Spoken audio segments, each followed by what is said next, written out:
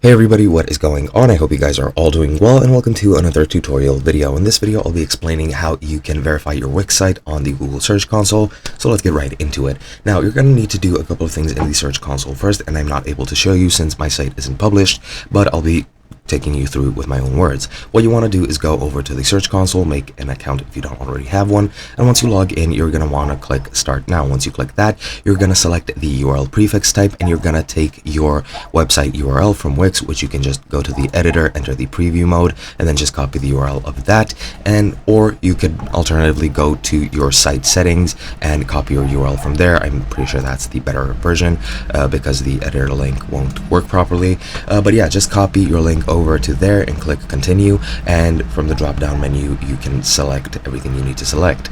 Now once you're done with that, you need to go over to Wix. And yeah, excuse me, I forgot to mention this. Before you actually go over to Wix, you need to expand the menu after you click continue on the Search Console and copy the HTML tag. Then you're going to add the HTML tag to your Wix site by going into your SEO dashboard, which you do so by going into Site and Mobile App, as far as I know, then clicking Website and SEO, going to SEO, and here you'll be able to add a tag somewhere along the lines of here,